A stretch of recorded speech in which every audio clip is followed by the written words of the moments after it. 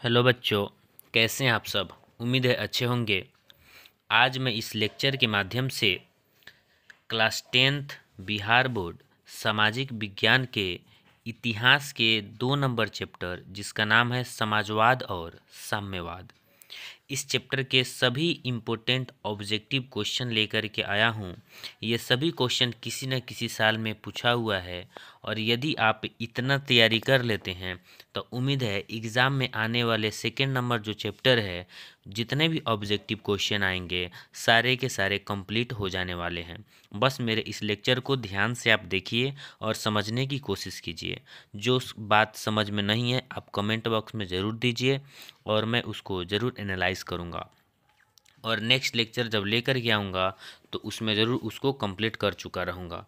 हम जानेंगे समाजवाद और साम्यवाद जो चैप्टर है उसमें क्या क्या ऑब्जेक्टिव क्वेश्चन दिए गए हैं। हम एक एक करके सभी क्वेश्चन का आंसर करते हैं। ज़रा ध्यान से देखना।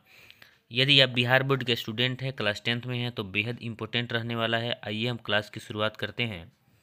लिखा है यहाँ पर वस्तुनिष्ठ प्रश्न यानी कि ऑब्जेक्टिव क्वेश्चन है। ये सभी क्वेश्चन बैंक से लिया गया है जो किसी न किसी साल पूछा हुआ है, ठीक है, और काफ़ी वीवीआई भी है। हम जानेंगे 1 नंबर जो क्वेश्चन कह रहा है कि रूस में जार का क्या अर्थ होता था, ठीक है। याद रखना, रूस दुनिया का सबसे बड़ा देश है और एक समय था जब वहाँ राजतंत्र हुआ करता था। उस समय राजतंत्र के समय में वहाँ के राजा को अर्थात रूस के राजा को हम लोग जार कहते थे, यानी कि वहाँ के सम्राट को जार कहा जाता था। रूस के सम्राट को क्या कहा जाता था, तो जार। ऑप्शन नंबर क्या हो जाएगा, डी हो जाएगा। यानी कि इस क्वेश्चन के लिए राइट ऑप्शन क्या होगा, ऑप्शन नंबर डी, रूस का सम्राट। आइए 2 नंबर क्वेश्चन देखते हैं क्या कह रहा है। रूस में कृषक दास प्रथा का अंत कब हुआ। याद रखें, रूस में कृषक दास प्रथा का अंत 1861 ईस्वी में हुआ। इसको भी याद रखेंगे, काफ़ी इम्पोर्टेंट भी है। आइए 3 नंबर जो क्वेश्चन कह रहा है हम ज़रा उसको जानने की कोशिश करते हैं। 3 नंबर क्वेश्चन कह रहा है कि ब्रेस्ट लिटोवस्क की संधि किन देशों के बीच हुई। बड़ा इम्पोर्टेंट भी है। क्वेश्चन पूछा है कि ब्रेस्ट लिटोवस्क की संधि किन 2 देशों के बीच में हुई। याद रखना, रूस और जर्मनी। रूस और जर्मनी के बीच में ब्रेस्ट लिटोवस्क की संधि होती है। तो राइट ऑप्शन क्या हो जाएगा, ऑप्शन नंबर डी, रूस और जर्मनी। सबसे पहला बात कि इटली और जर्मनी का एकीकरण होना था, जो उस समय उसी दौर में यह आंदोलन हो रहा, कई सारे आंदोलन भी हो रहे थे, ठीक है। और उस समय जो रूस के राजा थे ज़ार निकोलस द्वितीय, हम उसके बारे में भी जानेंगे कि आखिर क्या प्रोसेस है, इसी चैप्टर में हम लोग जानेंगे। फिलहाल हम जानेंगे इस क्वेश्चन का आंसर। ऑप्शन क्वेश्चन नंबर 3 का आंसर क्या हो जाएगा, रूस और जर्मनी के बीच ब्रेस्ट लिटोवस्क की संधि हुई थी। नेक्स्ट 4 नंबर जो क्वेश्चन है ज़रा हम उसको देख लेते हैं। निम्नलिखित में से साम्यवाद के संस्थापक के रूप में माना जाता है, यानी कि साम्यवाद के जो संस्थापक है, जनक है, किनको कहा जाता है। तो याद रखना, साम्यवाद के जो जनक है उनको कार्ल मार्क्स को कहा जाता है। कार्ल मार्क्स की जीवनी के बारे में हम बताने वाले हैं कि आखिर कार्ल मार्क्स कौन थे, उनका कार्यकाल, उनका जीवन कैसा रहा, बहुत इम्पोर्टेंट है। यानी कि साम्यवाद के जनक किसको कहा जाता है, तो कार्ल मार्क्स को कहा जाता है, ठीक है। यदि आप किसी वर्ड में कन्फ्यूज़न है तो आप मेरे सेपरेट लेक्चर को ज़रूर देखेंगे, हर एक वर्ड का मैं एनालाइज करूँगा। फिलहाल हम बता दें साम्यवाद का क्या अर्थ होता है। साम्यवाद का अर्थ होता है समाज में रहने वाले सभी लोगों को समान भागीदारी देना, यानी कि समाज के सभी लोगों को एक समान मानना। लेकिन साम्यवाद अचानक परिवर्तन लाना चाहता है, एक बात ये भी बड़ा इम्पोर्टेंट है, याद रखेंगे। 5 नंबर क्वेश्चन क्या कर रहा है, जरा हम उसको देखने की कोशिश करते हैं। साम्यवादी घोषणा पत्र के लेखक, याद रखना, ये जो साम्यवादी घोषणा पत्र जो है, यह एक क्या था ना, एक पत्र था, एक इसको अखबार कह सकते हो, ठीक है। साम्यवादी घोषणा पत्र, आप इसके लिए राइट ऑप्शन की बात करें तो साम्यवादी जो घोषणा पत्र है वह किसने जारी किया, तो कार्ल मार्क्स और फ्रेडरिक एंगल्स ने। साम्यवादी जो घोषणा पत्र है उसे किसने जारी किया, तो कार्ल मार्क्स और फ्रेडरिक एंगल्स मिल करके समाजवादी घोषणा पत्र जारी किया। क्योंकि कार्ल मार्क्स जब अपना गृह त्याग दिए थे, घर छोड़ दिए थे, अपने विवाह के 1 वर्ष बाद अर्थात 1844 ईस्वी में कार्ल मार्क्स ने अपना गृह त्याग दिया और गृह त्याग के बाद उन्होंने फ्रेडरिक एंगल्स से मुलाकात की और अपने दोस्त के साथ मिल करके एक साम्यवादी घोषणा पत्र जारी किया। ठीक है, और इसको हम कहेंगे कि साम्यवादी घोषणा, एक बात और याद रखना, साम्यवादी घोषणा पत्र 1848 ईस्वी में घोषित किया गया था। ठीक है, एक बात ये भी याद रखना। ठीक है, और एक बात और इम्पोर्टेंट है कि दास कैपिटल की रचना किसने की, तो ये भी इम्पोर्टेंट है, दास कैपिटल की रचना कार्ल मार्क्स ने की थी, ये भी बहुत इम्पोर्टेंट है। और एक बात और याद रखना, बड़ा इम्पोर्टेंट है कि दास कैपिटल की रचना कब की गई, तो ये भी याद रखेंगे 1867 ईस्वी में दास कैपिटल की रचना की गई थी। 1867 ईस्वी में दास कैपिटल नामक पुस्तक की रचना की गई थी। और किसने किया था, तो कार्ल मार्क्स ने किया था। तो 5 नंबर क्वेश्चन के राइट ऑप्शन क्या हो जाएगा, ऑप्शन नंबर डी। और 6 नंबर भी यहीं पे कंप्लीट हो गया है। दास कैपिटल का प्रकाशन किस वर्ष हुआ था, 1867 ईस्वी में। किसने किया, तो कार्ल मार्क्स ने किया था। ठीक है, इस दास कैपिटल को इस साम्यवादियों यानी कि ईसाइयों का बाइबिल भी कहा जाता है। ठीक है, साम्यवादियों का बाइबिल भी कहा जाता है दास कैपिटल नामक पुस्तक को।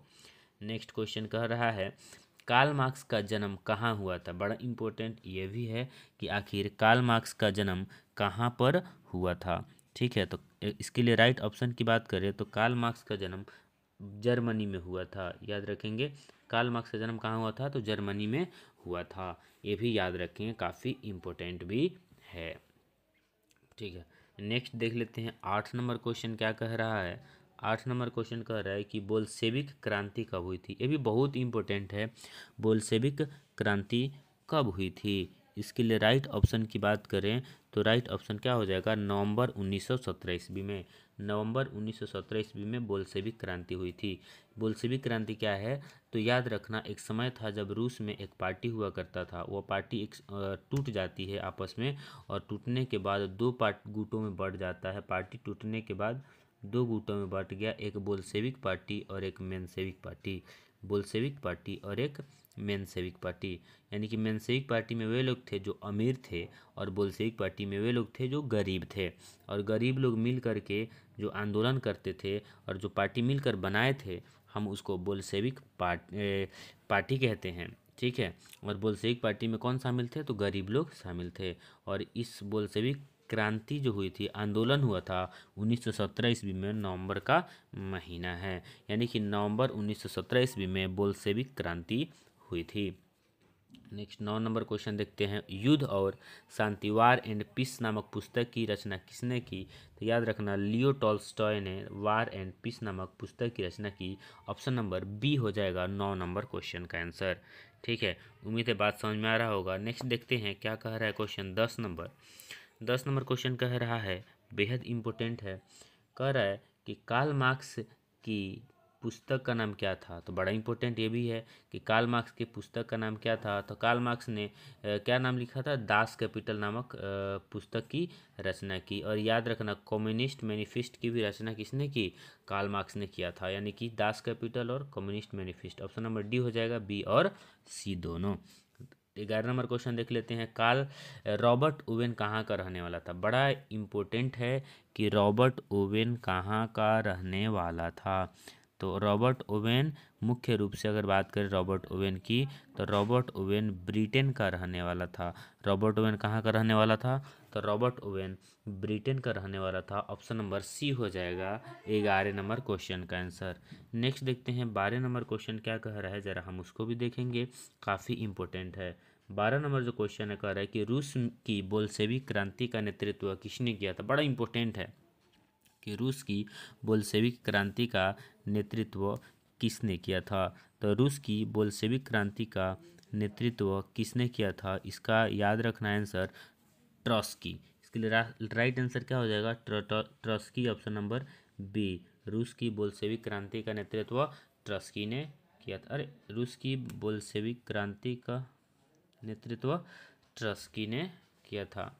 ठीक है, बेहद इम्पोर्टेंट है और इसको आप याद रखेंगे। ठीक है, नहीं कह रहा है कि साम्यवादी शासन का पहला प्रयोग कहाँ हुआ था? साम्यवादी शासन का पहला प्रयोग कहाँ हुआ था? तो इसके लिए राइट आंसर की बात करें तो इसका राइट आंसर होगा रूस, ऑप्शन नंबर ए। यानी कि साम्यवादी शासन का पहला प्रयोग रूस में हुआ था। 14 नंबर क्वेश्चन का आंसर देखते हैं कि समाजवादियों का बाइबिल किसको कहते हैं? तो याद रखना दास कैपिटल को समाजवादियों का बाइबिल कहते हैं, अभी बता दिए थे। ठीक है, नेक्स्ट देखते हैं 15 नंबर क्वेश्चन क्या कह रहा है, ज़रा हम उसको जानने की कोशिश करते हैं।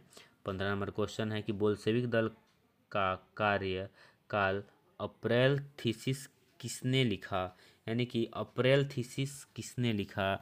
यानी कि 15 नंबर जो क्वेश्चन है, 15 नंबर क्वेश्चन के लिए राइट आंसर की बात करें तो अप्रैल थीसिस लेनिन ने लिखा था। राइट आंसर क्या हो जाएगा? तो ऑप्शन नंबर यहाँ पर बी और सी उल्टा हो गया, लेनिन यहाँ पर सी दिया गया है, लेनिन। यानी कि अप्रैल थीसिस किसने लिखा था? तो लेनिन ने लिखा था। नेक्स्ट 16 नंबर क्वेश्चन का आंसर कहते हैं कि रूस में अल्पमत वाला दल क्या कहलाता है? रूस में अल्पमत वाला दल यानी कि जिसकी संख्या कम हो उसको क्या नाम दिया गया? यानी कि 16 नंबर जो क्वेश्चन है, 16 नंबर क्वेश्चन के लिए राइट आंसर मेंशेविक पार्टी कहा गया। मेंशेविक यानी कि अक्सर अमीर लोग किसी भी देश, किसी भी क्षेत्र, किसी भी गांव में कम ही होते हैं, तो मेंशेविक लोग अल्पसंख्यक होते थे और अल्पसंख्यक को रूस में मेंशेविक कहा गया। नेक्स्ट करा 17 नंबर कि रूस में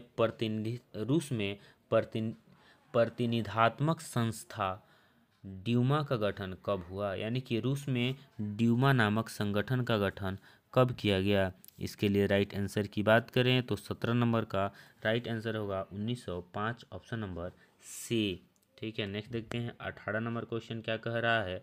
18 नंबर क्वेश्चन देखते हैं क्या कह रहा है। 18 नंबर क्वेश्चन के लिए कह रहा है क्वेश्चन कि किस संधि के तहत रूस प्रथम विश्व युद्ध से बाहर हो गया?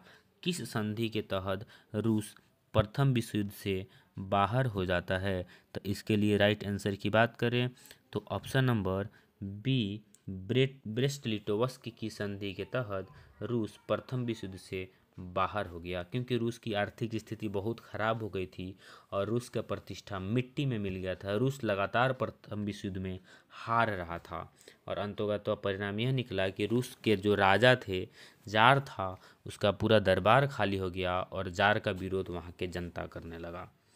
नेक्स्ट 19 नंबर क्वेश्चन देखते हैं। 19 नंबर क्वेश्चन क्या कह रहा है? कह रहा है 19 नंबर क्वेश्चन कि वैज्ञानिक समाजवाद के जनक किन्हें कहा जाता है? बड़ा इंपॉर्टेंट है, ये भी याद रखेंगे। 19 नंबर क्वेश्चन के लिए राइट आंसर की बात करें तो वैज्ञानिक समाजवाद के जनक कार्ल मार्क्स को कहा जाता है। वैज्ञानिक समाजवाद के जनक किन्हों कहा जाता है? कार्ल मार्क्स को कहा जाता है, ये भी याद रखेंगे। नेक्स्ट देखते हैं 20 नंबर क्वेश्चन क्या कह रहा है।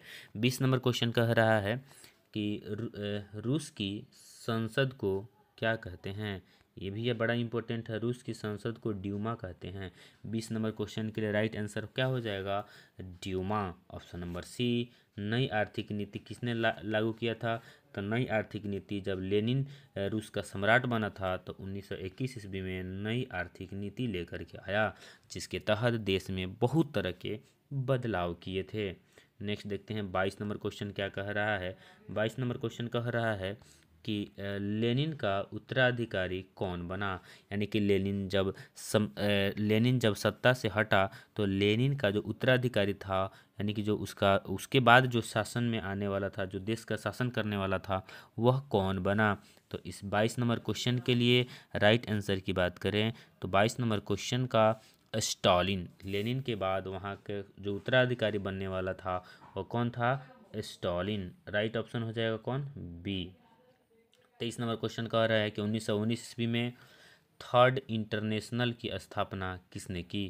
थर्ड इंटरनेशनल की स्थापना किसने की? यानी कि 23 नंबर क्वेश्चन के लिए राइट आंसर की बात करें तो राइट आंसर क्या हो जाएगा? लेनिन ने की थी। यानी कि थर्ड इंटरनेशनल की स्थापना किसने की? ऑप्शन नंबर बी, लेनिन ने। 24 नंबर क्वेश्चन का आंसर देख लेते हैं। 1917 ईस्वी की पहली रूसी क्रांति किस नाम से जानी जाती है? 1917 ईस्वी की पहली रूसी क्रांति किस नाम से जानी जाती है? 24 नंबर के लिए राइट आंसर की बात करें तो फरवरी की क्रांति के नाम से जानी जाती है। यानी कि फरवरी में पहली बार रूस में 1917 ईस्वी में क्रांति हुई थी और हम इसे फरवरी की क्रांति के नाम से जानते हैं। नेक्स्ट देखते हैं क्या कह रहे हैं। रिक्त स्थानों की पूर्ति करने के लिए बोला है। कह रहा है कि रूस की क्रांति के समय वहाँ का शासक कौन था? तो रूस की क्रांति के समय वहाँ का शासक था जार निकोलस द्वितीय। जार निकोलस द्वितीय। जार निकोलस जार निकोलस द्वितीय। जार निकोलस द्वितीय वहाँ का कौन था?